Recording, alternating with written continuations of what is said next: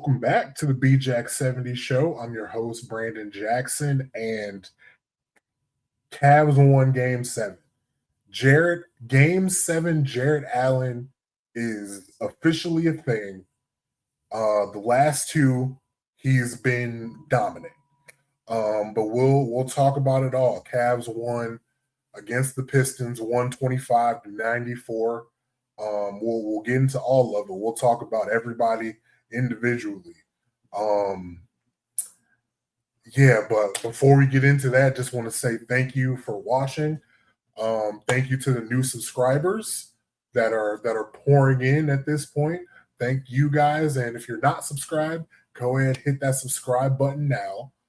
Hit that like button now on this video and all the other videos that you watch. I mean, I guess if you like it, go ahead, hit that like button. If you don't, so be it. You must be a Detroit Pistons fan or maybe a Knicks fan looking for a preview. But anyway, let's get into it. Oh my goodness, Jared Allen. First of all, the starting lineup.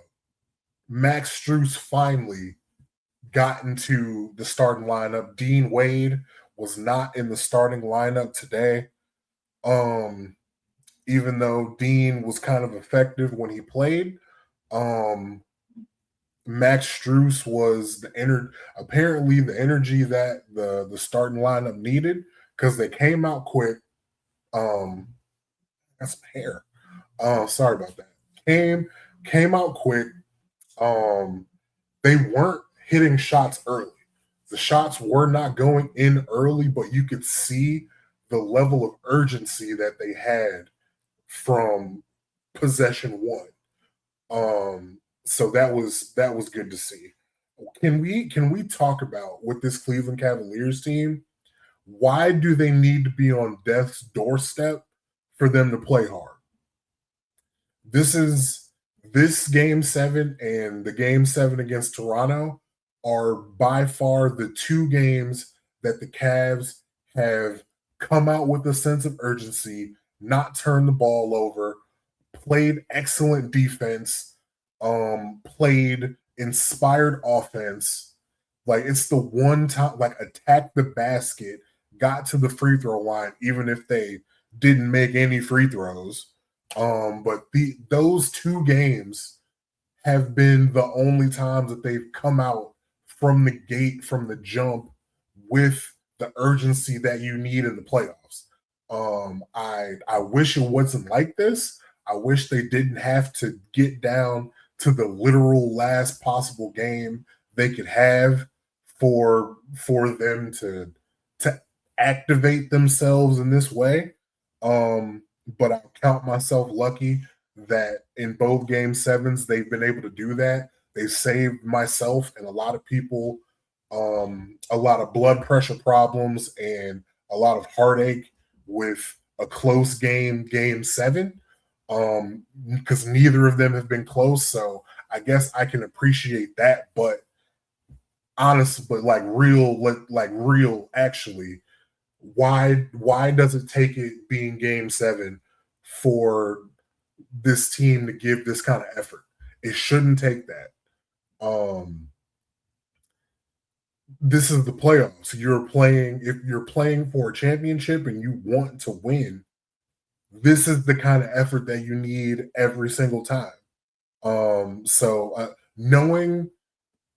Knowing what I know about this team and that we've seen it in two straight series, that they can sleepwalk through some games and then get to a game seven and turn up and finally give the effort needed. I don't want to go forward saying what I think, oh, this might be like this now, or we'll get this effort going forward, because I don't know. We have no way to know. And if we did know anything, then we know it's not going to be consistent. So I want to say that on the front end, but let's talk about everybody in this game.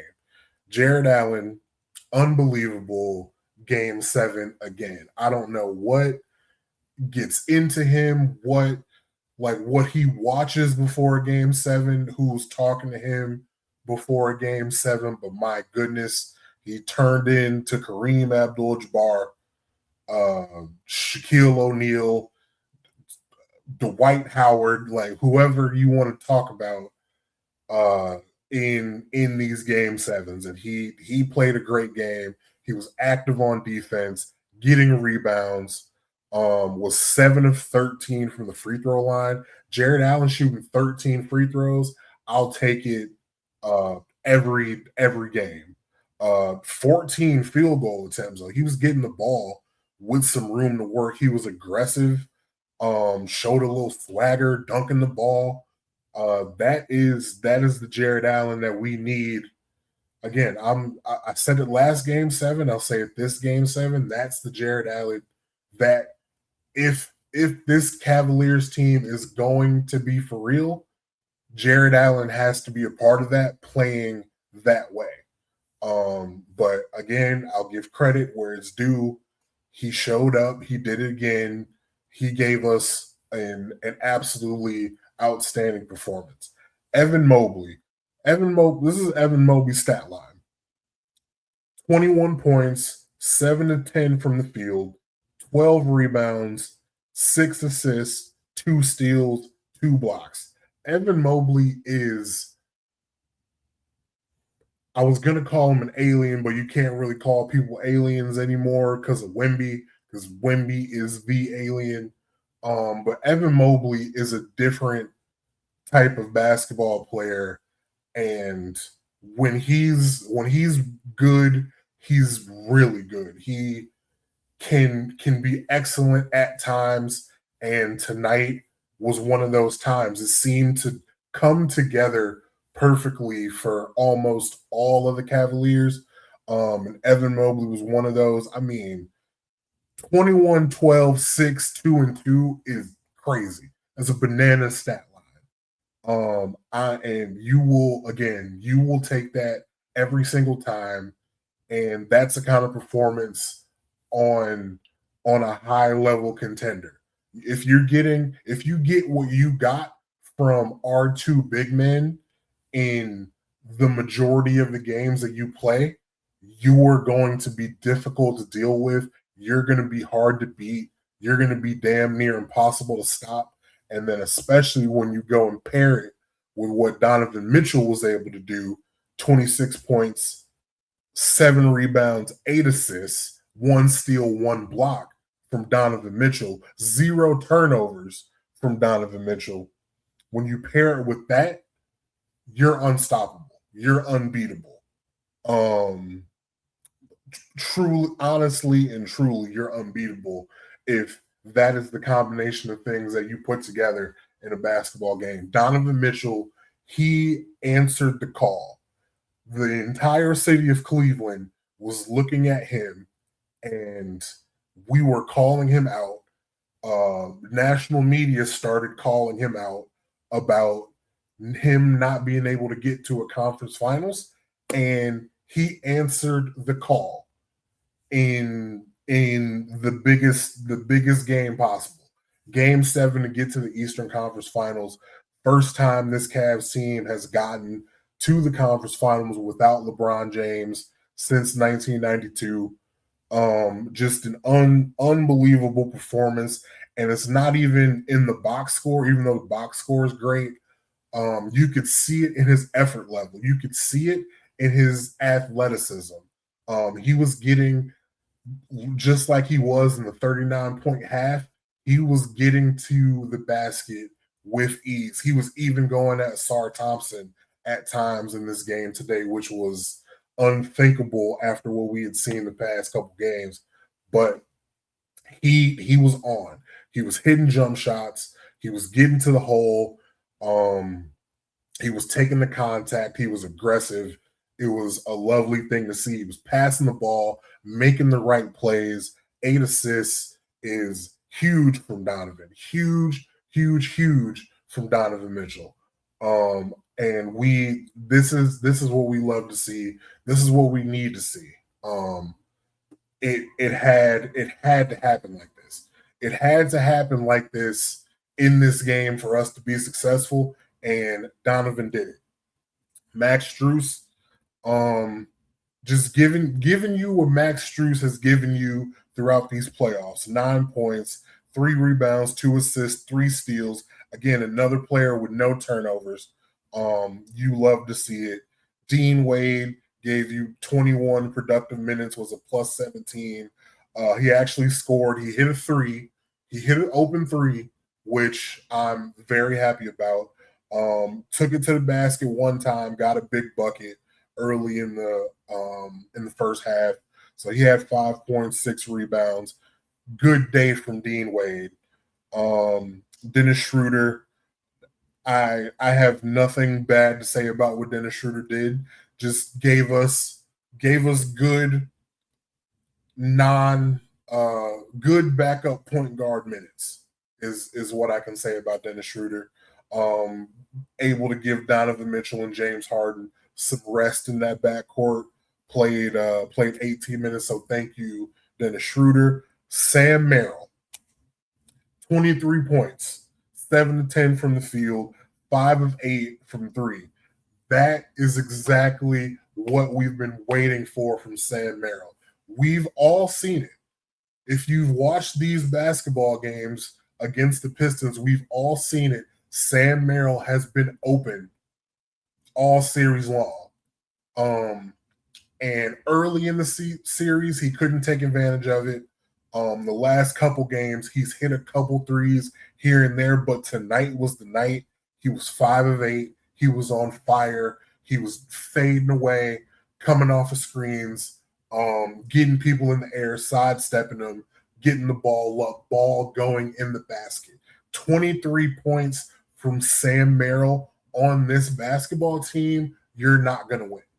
If you're giving up 23 from Sam Merrill and you're the opposing team, you're not going to win. Because him being a floor spacer like this allowed Donovan to get into the lane, allowed for the rotations to come try to get Sam Merrill, allows Jared Allen to get 3 offensive rebounds, allows Evan Mobley to get 2 offensive rebounds, allows Max Strus to get 1, allows Dean Wade to get some. So it all works in tandem. The shooter making shots, people running out to the shooter.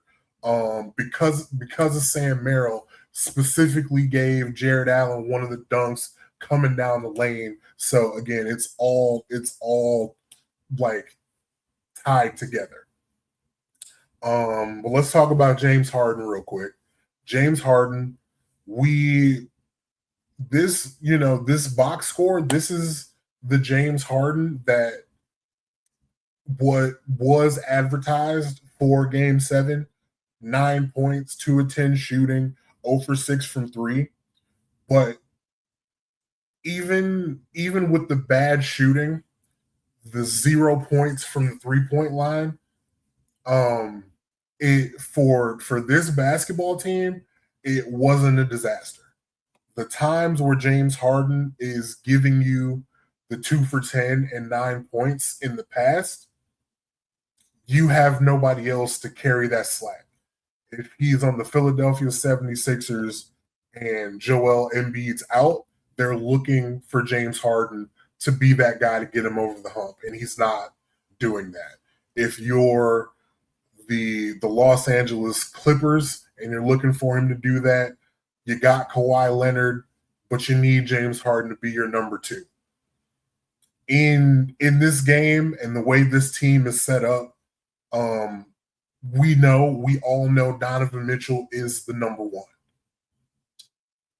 He was the number 1 tonight. Now, James Harden might be that second offensive option, but we do have somebody in Evan Mobley that, when pressed into duty, can be that number 2 option. He's not a consistent number 2 option. We would like him to be. We want him to be. That's what we dream Evan Mobley to be. I mean, the dream is Evan Mobley be your number 1 option, but we're far away from that. But we know Donovan's going to score the basketball, and we got Evan Mobley to get you 21, and then Jared Allen, Game 7, he's going to be your guy as well. So we don't necessarily need James Harden in the role that he's been at his other stops. That's the luxury of him playing on this basketball team. But when you look at the box score, he got 5 rebounds, and the 5 rebounds, I don't know about all 5 of them, but some of the rebounds he was getting were in traffic. Some of the kind of rebounds that in game 6 he was just watching them go past. He wasn't doing anything to get those. So I can appreciate his effort getting 5 rebounds, got 6 assists, and the very, very, very, very, very important point, only one turnover. One turnover. So again, I'm not going to get on here and say James Harden played well because he didn't. But it wasn't a disaster. He just didn't shoot the ball well, but he didn't turn the ball over. He gave you 6 assists. He gave you passable defense, and he contributed to winning, even though he wasn't scoring the basketball. I mean, he did draw some fouls. He got 8 free throws and scored 9 points. Like, I'm not. Again, they won, and James Harden was a part of that winning, even though it wasn't a traditionally how you think James Harden is going to do it. So for now, I'm good with it. And we, if you watch my last video, expected this type of scoring output from James. But he didn't it didn't look like he was shying away from the moment. Like he took some shots. He was aggressive trying to get to the basket, just didn't make them. I couldn't if you just showed me the film, I wouldn't be able to place it as, oh, that's the game 7 James Harden versus the game 2 James Harden versus the game 5 James Harden. Like I wouldn't be able to place it in that way. It all looked the same. This one just happened to be a game 7. Because we've seen James Harden in the past look like he was shying away from shooting the ball or passing the ball pretty early, not wanting to push the issue. But today he did push the issue. He got, again, I said, he got some foul calls, drew some fouls, got to the free throw line, was shooting the ball. He took 6 threes. There's been games in James Harden's playoff career where he did not take that many shots. He's taken single-digit shots before. And this wasn't the case. And again, didn't need it. You got Sam Merrill giving you 23. You got Jaren Allen playing out of his mind, and Donovan Mitchell has shown up, has met the moment. I'm good with it. You got to take all of these things into context. When you talk about James Harden, we can make fun of him. We can talk about it. The numbers are the numbers in the playoffs, in the game 6s, in the game 7s. It is fact. It is factual. Those are the stats, but we can, if we're going to be real about it, take the time to be nuanced about it. And I'm good. I'm good with what we got because we won. We're moving on to the New York Knicks on Tuesday. The Pistons, Tobias Harris became a non-factor after game 2 of this series. I don't know what happened. He stopped being able to hit a shot. I truly don't know what happened. He did not have a field goal in this game 7. Jalen Duren, Pistons fans, y'all are gonna have to have a real deal conversation about Jalen Duren. I'd be terrified because he was an all-star. I don't know if the all NBA teams are out, but he'll probably be an all NBA guy. But we saw what it looked like in the playoffs. It wasn't good. It was not good. He had one good game.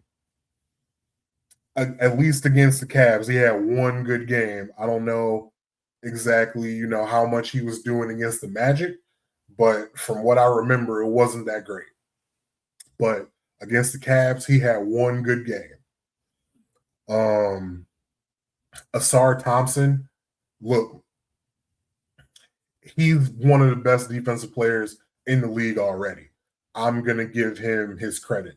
If he can figure out how to be a threat offensively, I don't want to just like assume that somebody can gain a jump shot over a summer, but if he can figure out a way to consistently be a threat on the offensive side of the basketball to where people don't leave him wide open, he's a problem. He is an absolute menace on the defensive end. And as long as he's on this Pistons team, I don't want to play them in the playoffs ever again. I do not want to deal with him in the playoffs as at all. Like if we can figure out a way to avoid Asar Thompson, I'm good with it. Because I'm putting a lot of respect on his name on defense. He really brought it all series long. But he's just a non-factor on the offensive end. Dennis Jenkins, I respect you. I don't like you, but I'll respect you. You played well this series. Duncan Robinson, still, even in this game, 4 for 7 from the field, 3 for 5 from three, 13 points. Duncan Robinson just can't miss, couldn't miss all series long. Thank God he didn't play game 5 in Detroit because it really looked like they needed him in game 5. But I'm so happy he didn't play that game that we got.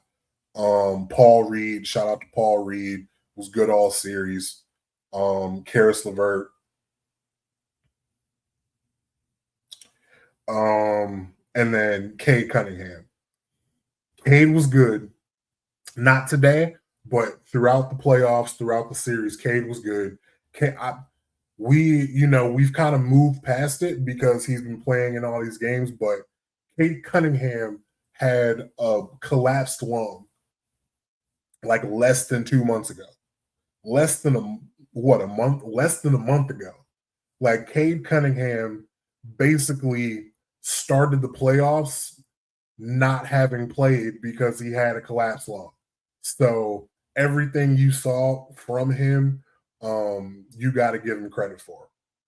And I'm not going to shoot him crazy bail for having a terrible game 7, because you're the number one option. You got 5 of 16 from the field, 0 for 7 from 3, 4 rebounds, 5 assists, 3 turnovers, a minus 32.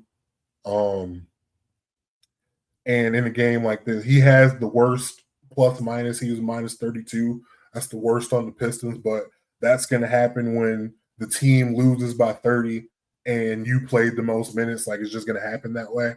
But Cade, I respect Cade. I respect Cade's game. I've always liked Cade Cunningham. But game 7, they needed you. You didn't show up. I'm sorry. And yeah, you got no help. Jalen Duren gave you nothing. Tobias Harris gave you nothing. Asar Thompson gave you everything on defense, gave you nothing on offense. Dennis Jenkins tried to help.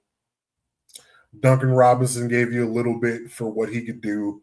But it's just really not enough.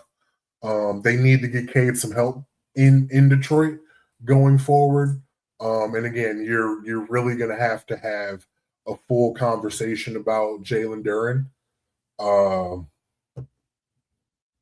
I don't know what you do. I mean, what do you do? What do you do with Jalen Duren? I really don't know, and I'm glad that's not my problem to worry about. I'm glad he's not on my team. I got 2 big men that I have a love-hate relationship with already, and one of them, or maybe both of them, are more talented seemingly than Jalen Duren is. So I don't got to worry about that. But I'm happy Cavs got this win, game 7. We're moving on. Tuesday night, in New York. You want to talk about the lights being bright? The lights are the brightest in Madison Square Garden.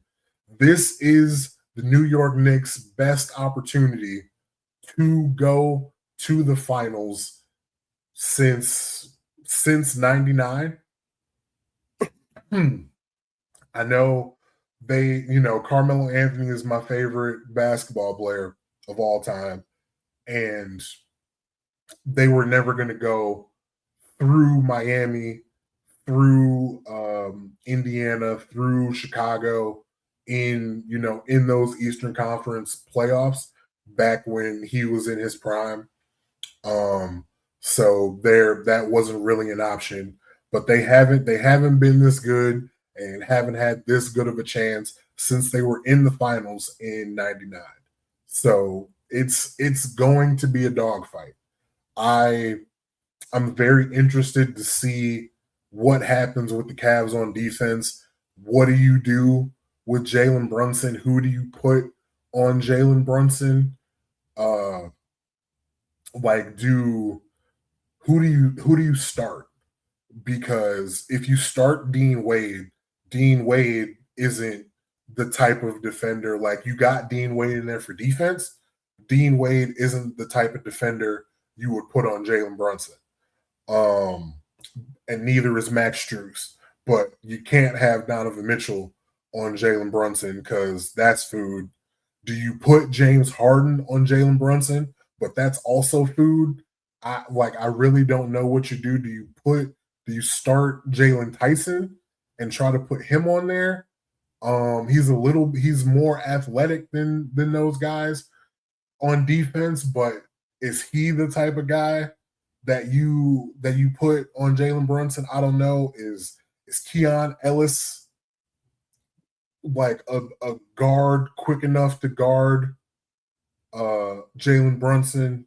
But is he strong enough to do it? I really don't know how they're going to play Jalen Brunson. And to be fair, this is on me. I didn't watch a lot of regular season Cavs basketball, so I don't know how they handled it in the regular season against Brunson. So you can go somewhere else for that analysis, but we'll see what it looks like on Tuesday. If you didn't know, I am the world's biggest Karl Anthony Towns hater. So forgive me in advance for what I might say about Karl Anthony Towns, either on here, on TikTok, on Twitter, on Instagram. Forgive me in advance for the words that come out of my mouth about Karl Anthony Towns moving forward. Just as a heads up right now. Don't think any less of me. I mean, you might have to, but I'm just letting you know to be aware of that going forward for these next however long the series goes. Yeah, just be cognizant of that. But again, it's coming up Tuesday, game 1. I hope the Cavs can come out with some urgency, with some energy. It's they're going to be far away from a game 7. I hope they don't have to get down in an elimination game for this effort to come out. I hope it doesn't take that. I hope they can come out with the energy and effort and urgency that they need to come out with. It's going, like, again, you always say this when you're the road team in the playoffs, you got to split. You really want to get a split in those first 2 games, so you can go 1-1, come back to Cleveland, win your 2 games in Cleveland, and then do what you do from there. So obviously going to be looking to try to split. Hopefully, they kind of, Stan Van Gundy kind of said it on the broadcast. You really want to try to get game 1 for real, because the Knicks haven't played actual basketball for it feels like 2 weeks, but I'm gonna look it up real quick. When was the actual last time that they played?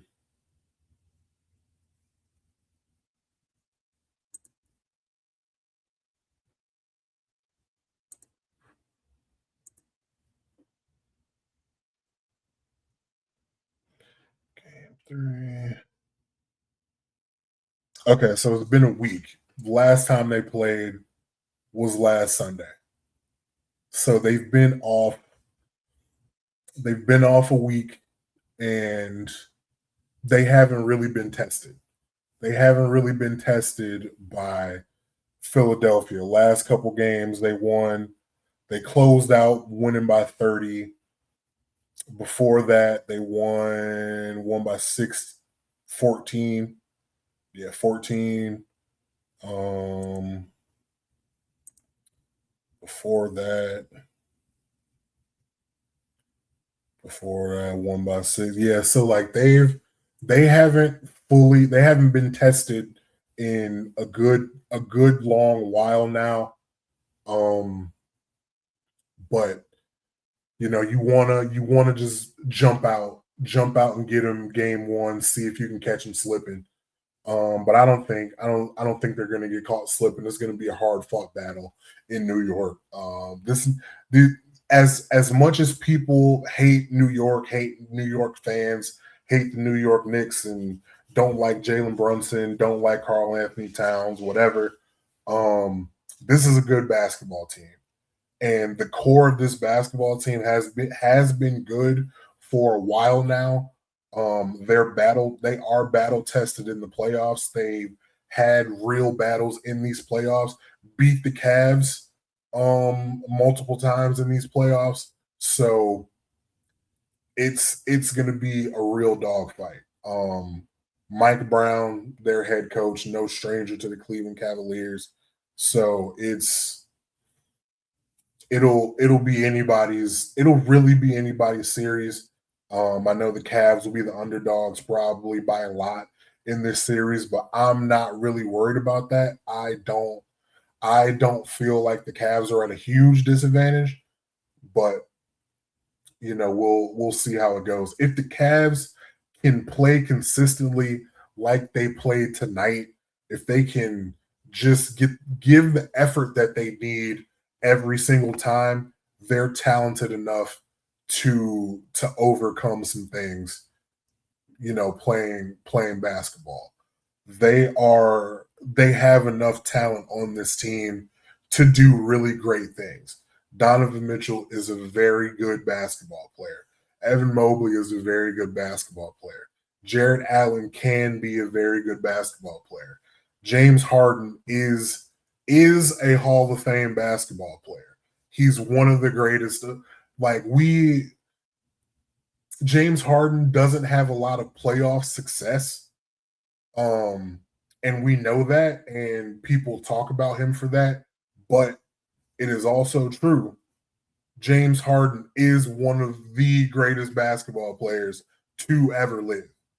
Um, and when you're like in the late 20s, 30s of all time, that is still one of the greatest of all time basketball players. Like thousands of people have played basketball, and James Harden statistically is better than most of all of the basketball players that have ever played. So put some respect on his name. There's good basketball left in these guys. Um, Game 6 was so bad. I was very doom and gloom. Um, and I don't take anything back about what I said game 6.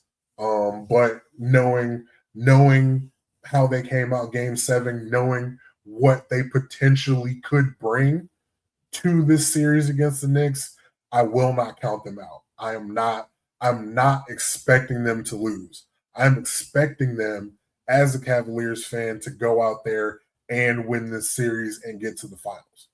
Like if they lose, I will be disappointed. Even given what I said, how I felt about them. It is what it is. Right now, I feel confident in them again, and I know what they're capable of. So I'm expecting them to bring it 4 out of 7 games in this next series. So they better figure it out. They better bring it. I said earlier this year, somebody asked the question on Twitter, what would be a disappointing or what could the Cavs do that would be a success? And the obvious is win a championship. Obviously, the season would be a success if they got to the finals and lost. Getting I said getting to the Eastern Conference Finals and losing to Boston would be okay.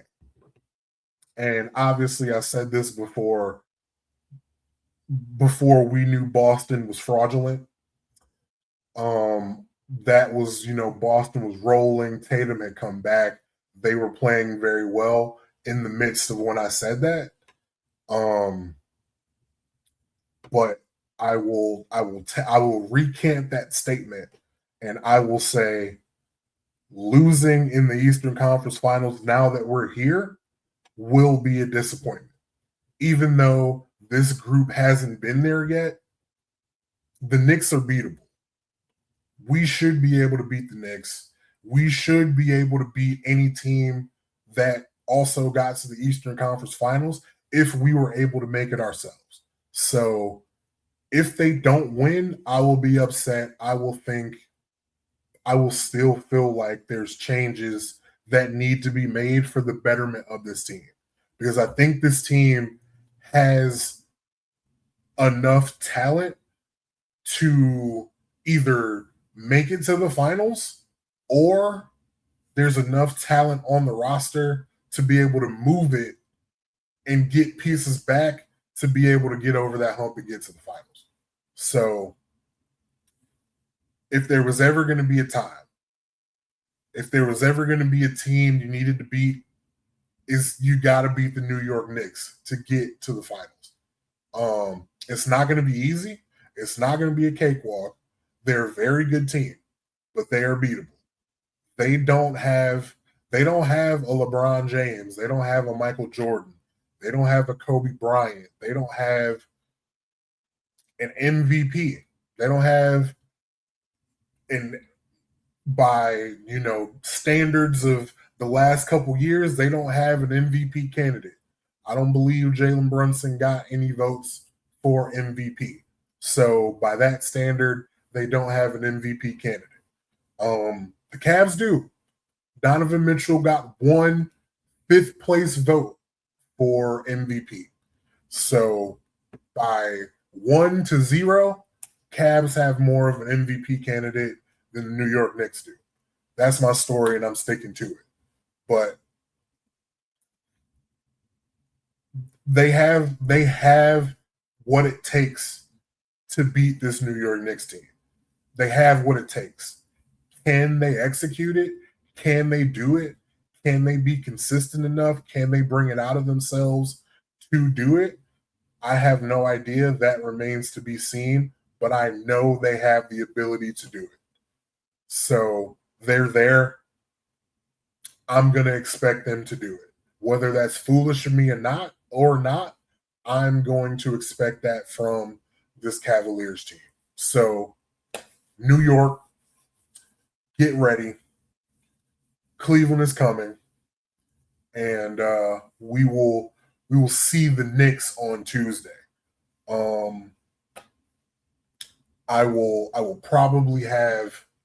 Yeah, I'm going to drop on Tuesday morning like normal, and then probably after the game, I'm probably going to try to record after all of these games in the Eastern Conference Finals. So just expect that. I'll let you guys know if I'm not able to. Schedule might get wonky later in the week and this weekend because of some things I'm doing, but I will attempt to record about these Cavs after every one of these games on, in the Eastern Conference Finals.